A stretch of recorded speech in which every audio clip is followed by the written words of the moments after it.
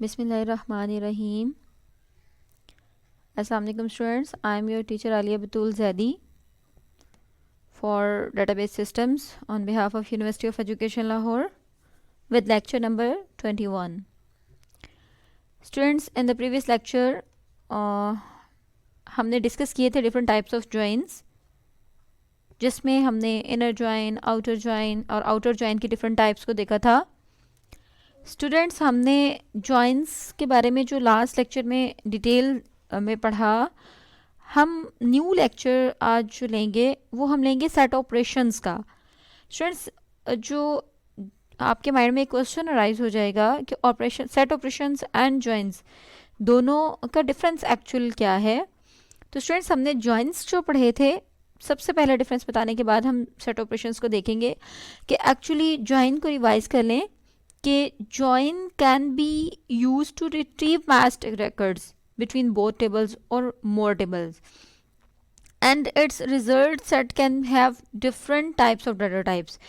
और स्टूडेंट्स, आपने इसमें देखा था कि it does not remove duplicate data, but on the other hand unions, और आप इसमें सेट ऑपरेशंस में यूनियंस, इंटरसेक्शन, डिफरेंट टाइप्स के ऑपरेटर्स जो हैं वो भी देखेंगे। तो हम स्टार्ट करेंगे सेट ऑपरेशन से, जो हमारा आज का लेक्चर है। What is set operations in SQL. Students, हम सबसे पहले इसका पर्पस देख लेते हैं कि set operators are used to combine the results from different select statements into one single result output. Sometimes you want a single output from more than one table, and if you join the tables, the rows that meet the join criteria are returned. But what if a join will return a result set that does not meet your needs? This is where set operators come in. They can return the rows found in multiple select statements, the rows that are in one table and not the other, or the rows common to both statements. See here the setting stage. In order to explain these operators, ये जो table है हम इसको set करेंगे इस simple सी stage में, और फिर इसके बाद इस पे इसके सेट ऑपरेटर्स जो हैं वो अप्लाई करेंगे। Students, you can see there are two sets A and B. A have 1 2 3 4 5 elements and B have 4 5 6 7 8 element, और in reality two tables, one called A and one called B. तो दोनों के name आप देख सकते हैं कि इसकी स्टेज को हमने इस तरह से सेट किया कि टेबल ए अंडरस्कोर ID, ये हमारा कॉलम नेम हो गया जिसमें हमने इसके जो एलिमेंट्स हैं उनको सेट किया, and table B underscore ID इसका कॉलम नेम है जिसमें हमने इसके एलिमेंट्स 4 5 6 7 8 को सेट कर दिया। इसके स्टूडेंट्स कुछ रूल हैं सेट ऑपरेशंस के जिनको हमें फॉलो करना है। उसके बाद हम यूनियन को देखते हैं कि इसके रूल्स में सबसे जो इम्पॉर्टेंट रूल है, number of columns and the data types of the columns must be identical in all of the select statements used in the query. The second rule of this operation is the names of the columns need not be identical. Column names in the output are taken from the column names in the first select statement. So any column aliases should be entered in the first statement as you would want to see them in the finished report. Let's see the first operator, set operator, that is union. Students, union can be used to combine the result set of two different select statements. और union में आप देखेंगे कि number of columns and data types should be same. Students, हम union को देखेंगे। इसके union में सेट ऑपरेटर्स में जो सबसे पहला ऑपरेटर यूनियन है, इसकी दो टाइप्स हम देखेंगे। एक यूनियन, इसकी अलग से क्वेरी देखेंगे, एंड यूनियन ऑल। दोनों यूनियन एंड यूनियन ऑल की अलग अलग आप क्वेरी देखें। सबसे पहले union operator return all rows from both tables. Simple figure में आप देख सकते हैं, जैसे आपने जॉइंट्स में हमने इसी फिगर्स को फॉलो किया था कि आप देखें कि जो यूनियन हो रहा है तो दोनों जो टेबल हैं, table A and table B, दोनों को ज्वाइन किया जा रहा है, मिक्स हो रहे हैं। बट वहाँ से अभी हमने डिफरेंस देखा कि वहाँ तो डाटा टाइप्स डिफरेंट थी, बट यहाँ पे डाटा टाइप्स सेम होना ज़रूरी है, ये इसकी कंडीशन है। नंबर ऑफ कॉलम भी सेम होने चाहिए एंड डाटा टाइप भी सेम होनी चाहिए। तो आप देख सकते हैं कि वहाँ पे भी वहाँ हमारे पास डाटा टाइप्स और नंबर ऑफ कॉलम्स जो हैं वो सेम नहीं थे एंड डाटा टाइप्स भी सेम नहीं थी तो जॉइंस में, बट यूनियन में दोनों चीज़ें सेम हैं। सो इसको हमने इस फिगर में देख लिया और इसकी सिंपल सी एक क्वेरी है, उसको हम देखते हैं। सिलेक्ट ए अंडरस्कोर ID जो कि हमारा कॉलम नेम था, from A is the table name, union. अब स्टूडेंट्स जैसे हम जॉइंस में राइट कर रहे थे inner join, right outer join, या इस तरह से सिंपल कीवर्ड हमने राइट किया, इसी तरह से हमने select static column name from table name, और उसमें हमने उस जो ऑपरेशन अप्लाई करना है वो राइट कर देंगे, जैसे यूनियन। सिंपल यूनियन का वर्ड राइट किया और उसके बाद हमने किसको ज्वाइन करवाना है, किसको यूनियन करना है ए के अंदर। सिलेक्ट BID मीन्स के बी का जो हमारे पास कॉलम नेम था BID from table name B. तो इस तरह से हमने टेबल ए का कॉलम 1 टेबल बी के कॉलम 1 के साथ यूनियन कर दिया। ये अलग बात है कि अभी हमारे पास इन दोनों टेबल्स में एक कॉलम्स हैं। तो इस तरह students result of listing all elements in A and B eliminating duplicates. अब देखिए 4 और 5 दोनों में डुप्लीकेट हो रहे थे, तो इस तरह से हमने एलिमिनेट कर दिया इन 4 और 5 को और हमने इनको एक सीक्वेंस में ऑर्डर कर दिया है। यानी इसका रिजल्टेंट टेबल क्या हुआ 1 2 3, और जो आपको रेड कलर में आप इनको फिगर में देख रहे हैं कि 4 5 उसके बाद 6 7 8 को रीड करेंगे और आप इसको सेट में देख सकते हैं कि सिंपल हम इसको 1 2 3 4 5 6 7 8 जो है वो यूनियन इसका राइट कर सकते हैं। And if you joined A and B you would get only 4 5, you would have to perform a full outer join to get the same list as above जब हम join की बात करेंगे। स्टूडेंट्स अभी मैंने कहा कि एक तो यूनियन है और एक यूनियन ऑल है। तो यूनियन ऑल में स्टूडेंट्स हम देखेंगे कि कौन से कॉमन थे दोनों तरफ, जैसे 4 5 जो थे वो ए में भी आ रहे थे एंड बी में भी आ रहे थे। अब हमने पहले जो था जो यूनियन सिंपल किया उसमें हमने 4 5 को डुप्लीकेट राइट नहीं किया, बट यूनियन ऑल जब करेंगे तो पहले हम जो हमारा सेट ए है यानी हमारा टेबल ए है उसके तमाम एलिमेंट्स को राइट करेंगे और उसके फ़ौरन बाद जो है जो सेकंड हमारा टेबल है या हमारा सेकंड जो सेट है उसके तमाम एलिमेंट्स को, चाहे उसमें डुप्लीकेशन आ रही है या नहीं, बट इन सीक्वेंस हम सब तमाम एलिमेंट्स जो हैं वो राइट करेंगे। तो इस तरह से स्टूडेंट्स हम देख सकते हैं union all operator returns all rows from both tables, दोनों की तरफ से रोज लेगा और फुल जो एलिमेंट्स है उठा लेगा without eliminating duplicates. I think it should be clear. इसकी क्वेरी को देखते हैं। Select A underscore ID, it is a column name, from A. Union हमने पहले राइट किया था, अब हम यूनियन ऑल करने जा रहे हैं तो हम यूनियन ऑल लिखेंगे और इसमें डुप्लीकेशन होंगी। सेलेक्ट BID फ्रॉम बी, दोनों क्वेरीज को के दरमियान में हमने यूनियन लगाया, यूनियन ऑल किया। The resultant of listing all elements in A and B without eliminating duplicates. The difference between union and union all is union में डुप्लीकेट्स जो हैं वो नहीं हो रहे, बट यूनियन ऑल में डुप्लीकेट्स आएंगे। 1 2 3 4 5 4 5 6 7 8। ओके स्टूडेंट्स, इसके बाद हमारे पास आ जाता है इंटरसेक्शन।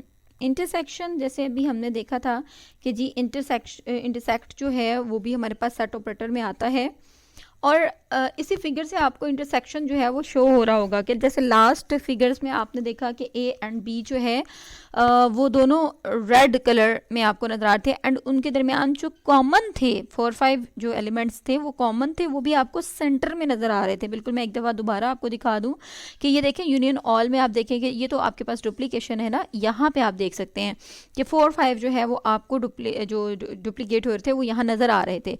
बट इंटरसेक्ट में स्टूडेंट्स अब ए एंड बी दोनों को जो है कलरलेस कर दें और 4 5 जो आपके पास है कॉमन जो है उनको उठा लें।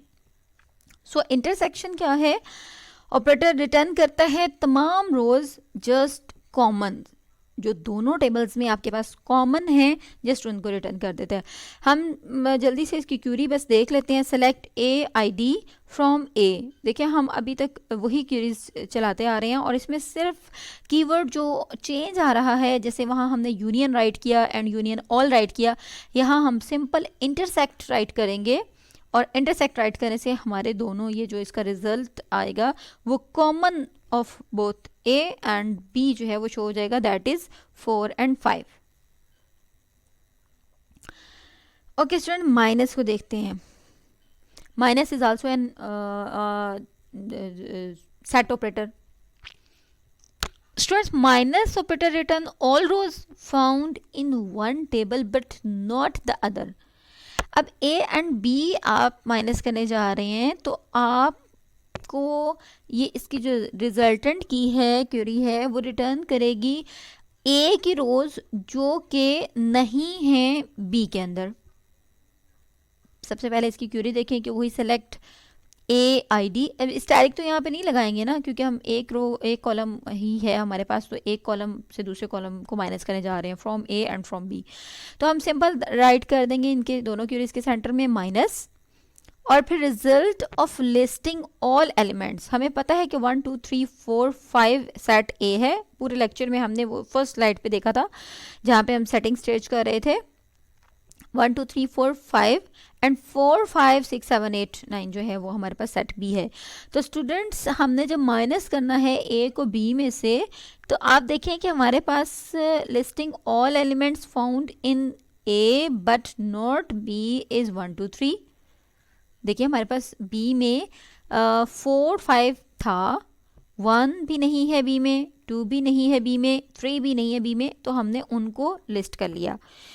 उसके बाद रिजल्ट ऑफ बी माइनस ए जब हम करेंगे तो हम बी के एलिमेंट्स को एक एक को उठाएंगे, जैसे 4 है, 5 है, 6 है, तो इस तरह से मतलब 4 5 6 ये जो एलिमेंट्स इसके अंदर होंगे, 4 5 दोनों एलिमेंट्स ए में भी हैं बी में भी हैं, तो इसका मतलब कि बी माइनस ए में 4 5 नहीं आएगा। लेकिन 6 भी नहीं है ए में, 7 भी नहीं है ए में, 8 भी नहीं है। जो एलिमेंट्स बी में नहीं हैं वो हमारे पास बी माइनस ए के रिजल्ट में आ जाएंगे। स्टूडेंट, सेट ऑपरेटर के डिफरेंट एग्जांपल्स आप देख सकते हैं कि if you are selecting rows from tables that do not have columns in common, you may have to create your own columns in order to match the number of columns in the queries. The easiest way to do this is to include one or more null values in the selected list.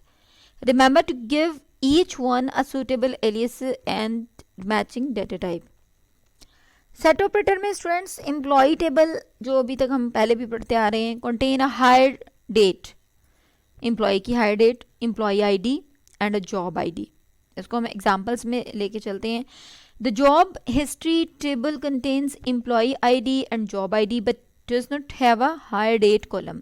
The two tables have the employee ID and job ID in common, but job history does not have a start date. Clear?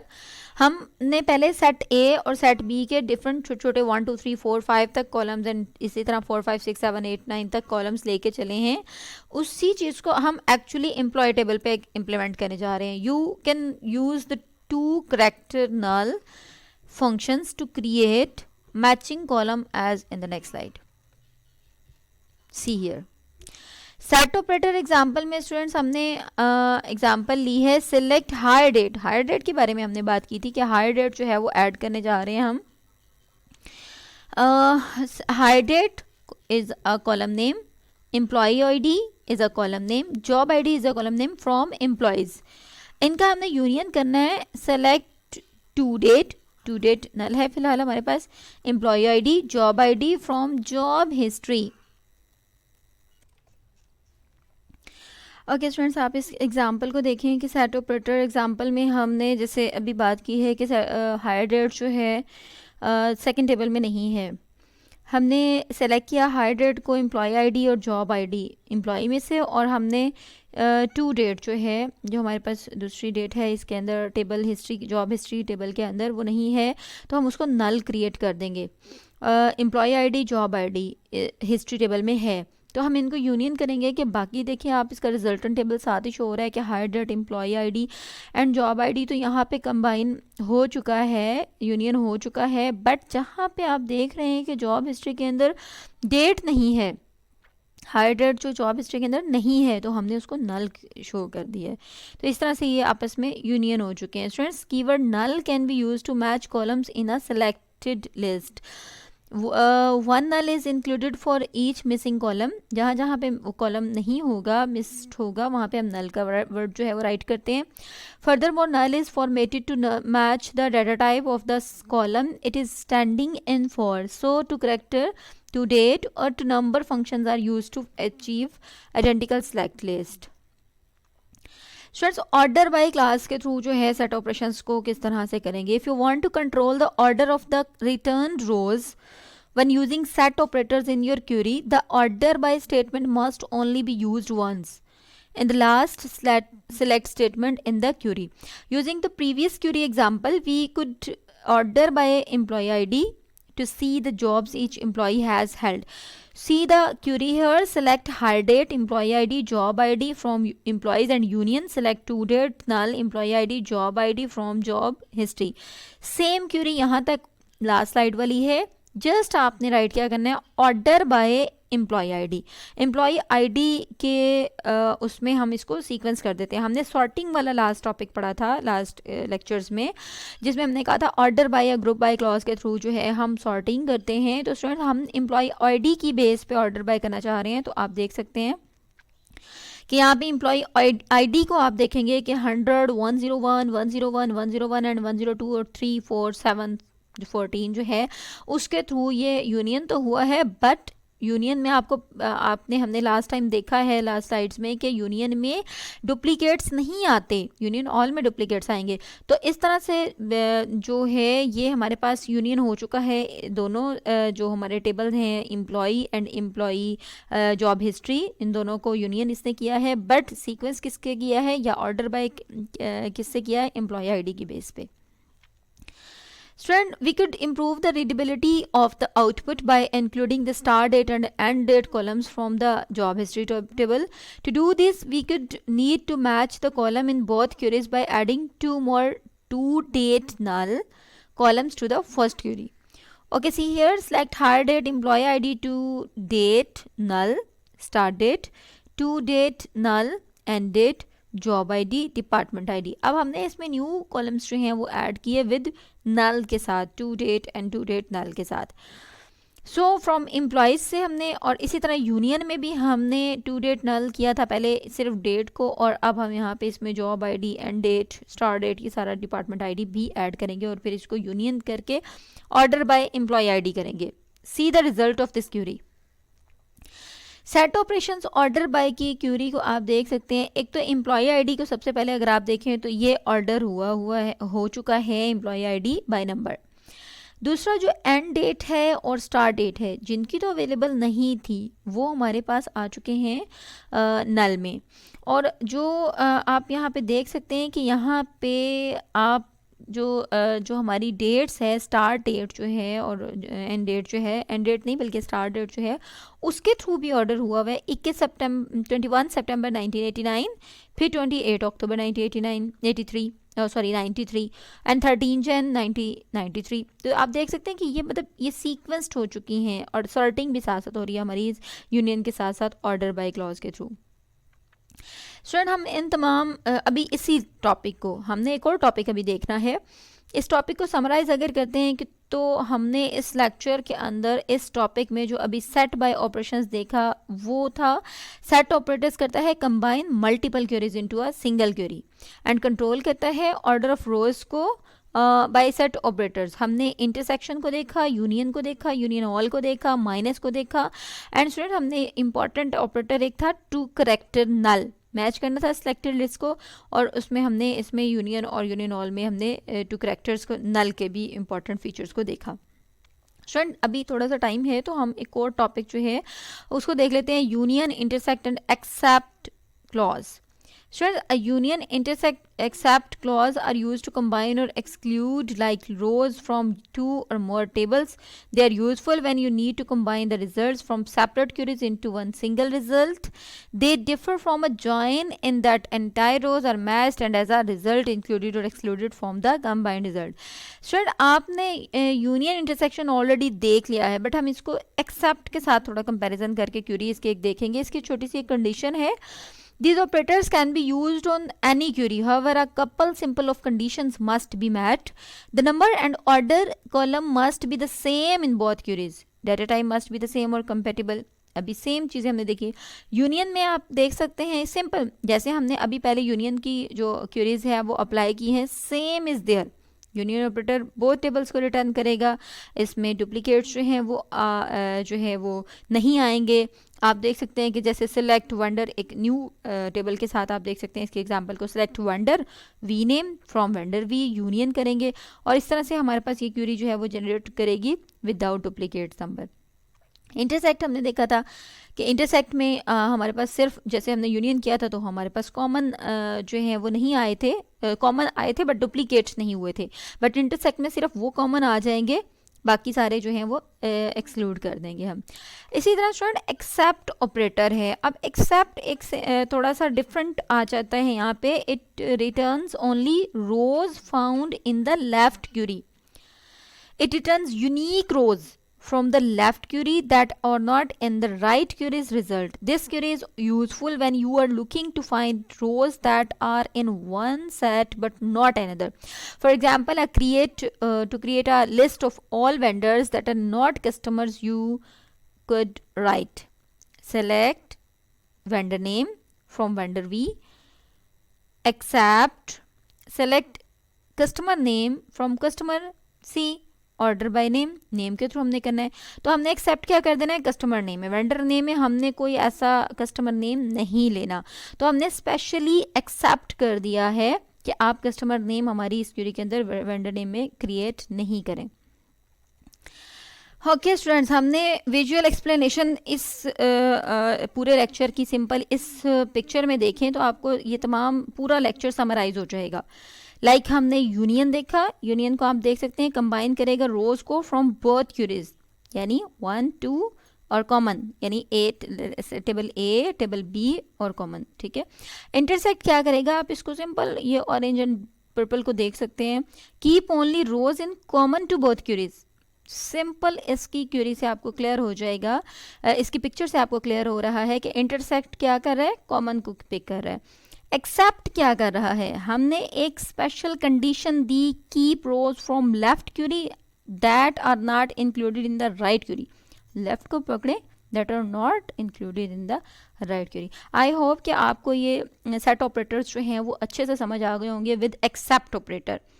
Union, union all, इसके अलावा हमने union all के बाद हमने intersect को पढ़ा, minus को भी देखा, एक्सेप्ट को भी देखा.